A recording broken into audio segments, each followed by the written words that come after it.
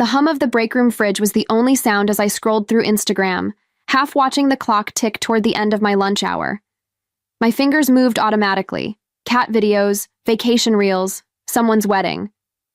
Then I froze. Familiar face, then another, then all of them. There, in full color, was my entire family standing on a beach, sun-kissed, relaxed, arms around each other like a Christmas card. Matching Carter family reunion shirts, my parents, my sister and her husband, my brother and his new girlfriend, even my great-aunt who swore she hated flying. They were all there, except me, Lauren Carter. The caption read, "Family forever, much-needed getaway." I zoomed in, almost compulsively. Maybe I'd somehow missed it. Maybe I was cropped out. Maybe. I scanned the background. Reflections in sunglasses, windows, anything. A sleeve, a hand, a shadow. But no, I wasn't in the picture. Because I hadn't been on the trip, because I hadn't been invited. My chest tightened as I flicked through the next photo. Then the next. Dinner at a beachside restaurant, a boat tour, a late-night bonfire under fairy lights. In every shot, they looked relaxed. Happy. Like nothing was missing. Like I wasn't missing. A slow chill crept over me. I opened our family group chat. The last message was mine, 2 weeks ago. I'd reminded Dad to refill his blood pressure medication. No one had replied. I'd assumed he was busy. Or just being Dad. But now, that silence echoed differently. It wasn't forgetful. It was deliberate. I called him. He picked up on the second ring. "Hey, sweetheart." His voice was bright, carefree, like everything was normal. I didn't waste time. "Where are you?" A pause. "Just long enough." "We're on vacation," he said. Light, like it was obvious. "Just a little family thing. Your sister planned it. Nothing big." "With everyone?" I asked. "Everyone but me?" Another pause. "Well," he said, exhaling, "we figured you probably wouldn't be interested." My jaw locked. "You figured I wouldn't? You never even told me." "We didn't want to make you feel obligated," he said, suddenly sounding defensive. "You've been working so hard lately. You're always busy. We thought it might just be better this way." I couldn't even speak. Then came the line. "Honestly, you kind of bring the energy down." There it was. I felt something inside me go quiet. Not shattered, just still. Like my body had gone into self-preservation mode. My fingers curled. Around the edge of the table, knuckles pale. He kept talking, saying something about my sister's itinerary and the hotel points, but I wasn't listening anymore. I was staring at that picture. That perfect, happy image. My family. My blood. And you know where. I didn't sleep that night. I lay in bed staring at the ceiling, the soft blue glow of my phone still lingering behind my eyes. That photo kept replaying in my head. Sunlight, sand, drinks, laughter. My sister's husband with his hand on my mother's shoulder. My brother giving a thumbs up. Dad wearing those awful sunglasses I bought him for Father's Day. Everyone looked so light, as if I had never existed. By morning, the stillness turned into something sharper. Not sadness, not even anger. Clarity. I opened my banking app, fingers cold against the screen. The first thing I saw was the recurring transfer, $20,500 scheduled to go out to my parents in 3 days. I stared at it like it belonged to someone else. I'd been sending them that money every month since I got my promotion 6 years ago. I told myself it was what good daughters did, that it was the least I could do to ease their retirement. My father's pension was small. Mom never worked full-time. I took it on willingly, because that's what family meant. That's what they said family meant. And it hadn't just been the monthly transfer. There was the year I paid off Dad's dental. Surgery when he cracked a molar and wouldn't go to the dentist because of the cost. There was the time my brother needed last-minute tuition help and my parents just didn't have it. The summer Mom's car broke down on the freeway, and I wired the money before she even asked. Not once did I hesitate. Not once did I ask. for anything in return. And still, I hadn't been worth a phone call. Still, I was too much. Still, I brought the energy down. I felt something snap, not in a loud, explosive way, but like a thread quietly breaking after being pulled too tight for too long. I canceled the transfer. Then I opened the emergency fund account I'd been contributing to for years. The balance? $198.41 gone. I withdrew it, closed the account, then I opened my contacts, blocked my father, then my mother, then my siblings. One by one, no ceremony, no goodbye, just silence. I made a cup of coffee and sat in the kitchen, still in my pajamas, the mug warming my hands but not quite reaching my chest. I thought I'd cry, or scream, or break something, but I didn't. I just sat there, replaying every time they said, "We couldn't have made it without you." Every, "We're so proud of how responsible you are." Every little guilt-wrapped compliment that really just meant, "You're useful." And now they'd taken the trip I'd unknowingly funded, without me. No seat at the table, no place in the photo. They hadn't forgotten me. They hadn't overlooked me. They had made a decision, and so had I. No more wiring rent money before I paid. My own. No more answering calls that started with, "Sweetie, do you have a minute?" No more being the invisible safety net. That morning, I didn't lose my family. I just finally saw them for who they really were. The silence didn't last long. By the next morning, my phone was vibrating so much it slid halfway off the nightstand. Missed calls, voicemails, Facebook messages, texts from numbers I didn't recognize. I opened the first one without thinking. "Aunt Lynn, your mother is in tears. What happened? She said you just stopped helping out. Are you okay?" Then another. "Cousin Rachel, you seriously cut off your parents after everything they did for you?" Then another. "You're unbelievably selfish. You're abandoning your family." They came one after another, like waves, relentless, loud, full of assumptions. But what struck me the most was what they didn't say. Not one of them asked, "What happened?" Not one of them said, "I heard they excluded you. Are you okay?" They didn't want answers. They wanted compliance. They wanted me back in the role. I'd always played quiet, giving, dependable. Then came the one that chilled me. No name, no context, just a number I didn't know. "You really think you can just walk away from us? After everything we've done for you? You're pathetic. Hope you enjoy being alone." I didn't need a signature. I knew that voice, that tone. It was my father. That's when it clicked. They weren't upset because they missed me. They were furious because I had finally become unusable. I scrolled through the chaos, trying to breathe, trying to stay rational, until my phone rang again. This time it was my boss. I nearly dropped the phone. "Hi," I answered, voice low, heart racing. "Hey," he said gently, "could you come into my office for a minute?" I walked down the hallway like I was heading into a courtroom. He closed the door behind me, sat, folded his hands. "This morning," he said carefully, "I received a call from your mother." My breath caught in my throat. "She told me you were having a breakdown, that you've been acting erratically, making impulsive financial decisions, that you might need time off." I felt every drop of blood drain from my face. He studied me. "I told her your private affairs are none of my business, but I still needed to check in. Are you okay?" I nodded slowly. "I'm okay. I cut off financial support to my parents after years of carrying their weight. They're retaliating. That's all this is." He nodded back.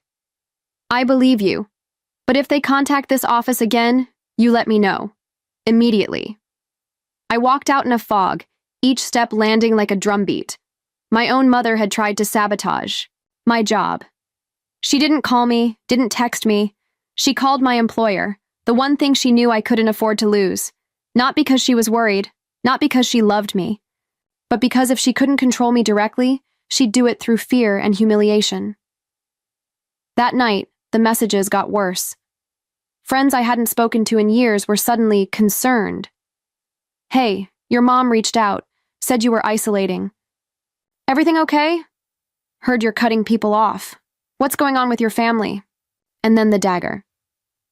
They said they might have to sell furniture to survive. Is that what you want? It wasn't concern. It was weaponized sympathy, designed to make me feel cruel for choosing peace. But I didn't fold. Not this time. Because, for the first time in my life, I could finally see what this was, a campaign, not to bring me back, but to break me down. By day 3, the pressure felt like smoke inside my lungs. Every hour, a new message. Every app, a fresh notification. From friends, from extended family, even from people I barely remembered from college. My cousin Ashley messaged, "Your mom called us in tears, said you've gone cold. What's going on?" A coworker asked, "Is everything okay with your parents? They said you were acting strange." And still, not one person asked if I was hurting. Not one asked why this had happened. Only judgment. Only whispers. Only blame. That's when I realized they weren't trying to talk to me. They were trying to shame me back into silence. So I stopped playing defense, I opened Facebook, I didn't post a quote, I didn't drop a vague, going through it status, I told the truth. I'm not having a breakdown, I haven't abandoned my family. I've simply stopped financially supporting my parents. For years, I paid their bills, covered their debts, helped everyone stay comfortable. I sent $2,500 a month without asking for anything in return. Recently, I found out they planned and went on a family vacation. They didn't forget to invite me. They chose not to. When I asked why, my father said, "You bring the energy down." Since then, they've contacted my friends, my coworkers, even my boss, telling them I'm unstable because I finally said no. If you hear anything about me being off or going through something, now you know the truth. I'm not unstable. I'm just done being used. Then I hit post, and I waited. For a second, there was nothing. Then the comments started. At first, it was private DMs. Nancy, my cousin. "Wait, you were the one paying for everything? That's messed up." "Uncle Dennis, you've always been generous. Don't let anyone guilt you for finally saying enough." Then came the public ones. $2,500 a month? And they left you out of the trip? They used you like a paycheck. Now they're mad the account closed. Funny how you were stable enough to pay their bills, but suddenly unstable the second you stopped. They said it louder than I ever could.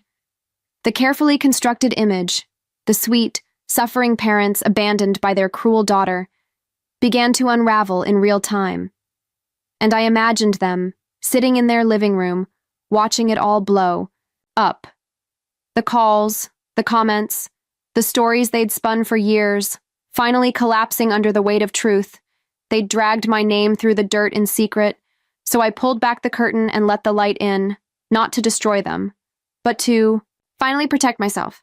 The knock wasn't gentle. It was hard, repetitive, urgent, like someone trying to break through not just a door, but a decision. I didn't move at first.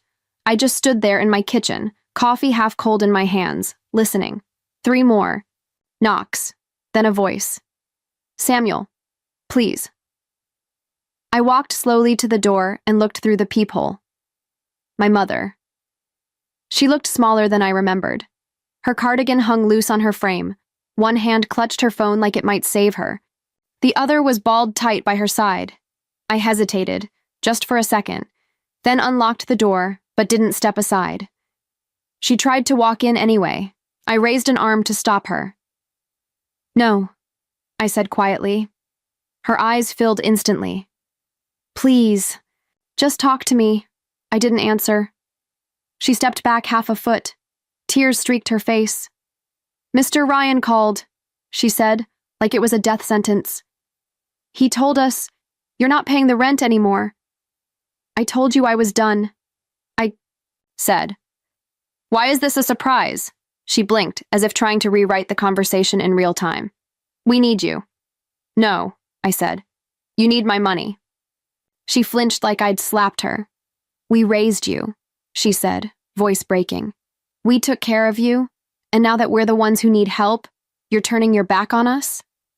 I laughed, not cruelly, just tired. You didn't need me when you booked plane tickets to Cancun. Your sister planned that. You didn't need me when you posted that photo with family forever in the caption. She opened her mouth to respond. Nothing came out. You didn't need me when Dad said I bring the energy down. Her lips trembled. We didn't mean... Yes, you did. I let the silence stretch. Then I said it. Slowly, clearly.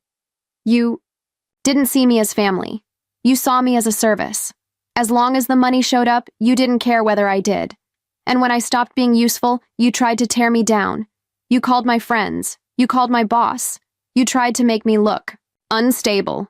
Her tears had stopped. Now she looked stunned. Like she didn't recognize me, and maybe she didn't. Maybe for the first time, she was meeting the version of her child who no longer begged to be loved. I just needed, she started. No, I interrupted. You needed access, and now that it's gone, you're here not for me, but for what I used to give. She straightened. Her voice lost the tremble. If this is who you've become, don't expect forgiveness. I nodded slowly. Forgiveness for what? Protecting myself? She glared. Your father will never speak to you again. I leaned against the doorframe, calm. Good, I said. Then I won't have to hear him lie to my face. Her face crumpled. And for a second, I saw a flash of the woman who used to tuck me in, who used to call me her sunshine. But it passed. She turned and walked away. I closed the door, locked it, stood in the quiet, and for the first time since this all began, I didn't shake. The silence was strange at first. No text messages asking for a quick favor. No late-night voicemails that began with, hey honey, don't be mad, but no cousin calling to say, your mom said you might be free to help. For the first time in years, my paycheck sat untouched for longer than a week. No surprise bills, no bounced checks, no emergencies that only I could fix. I started sleeping through the night. Deep, dreamless sleep. The kind I hadn't had since my 20s. I woke up and there was no guilt waiting for me. No mental to-do list titled, How to Keep Everyone Else Alive. Just stillness. Freedom, I realized, doesn't come with fireworks. It comes with quiet. It's standing in your kitchen without flinching at the sound of your phone. It's walking through a grocery store and buying what you want, not what you think someone might ask for. It's breathing, deeply, without apology. A week later, I booked a trip. No group itinerary, no shared room, just me. A round-trip ticket. To a beach I'd never been to, a solo reservation at a hotel that didn't require approval or justification. I didn't ask for anyone's blessing. I packed light. A book, a dress I hadn't worn in years, sunscreen, sandals. That was it. On the second morning, I stood barefoot on a balcony overlooking the ocean. The air smelled like salt and oranges. A breeze lifted my hair. Below me, a family was taking a group photo, matching t-shirts, laughter. I didn't flinch, I didn't ache, I just smiled. Not because someone needed me to, but because I wanted to. And for the first time, I believed it. I hadn't lost my family. I had lost the people who never truly saw me. There's a difference. I thought choosing myself would feel like betrayal. But it didn't. It felt like a door finally closing. One I'd held open for far too long, hoping someone, anyone, would notice how cold it was inside. They never did. And now? Now I know that love without respect is just dependence. That silence isn't loneliness, it's protection. That family isn't defined by blood, but by how safe you feel when you speak your truth. I don't check my phone every 5 minutes anymore. I don't brace for the next emotional landmine. I drink my coffee slowly. I walk without rushing. I laugh without shrinking, and I've stopped apologizing for surviving. To anyone out there, anyone who's been told they're too cold, too distant, too difficult, just for drawing a line, let me say this. You are not ungrateful. You are not cruel, you are simply done, and done is a sacred place. That's where peace lives. That's where you get your life back. That's where I finally found mine.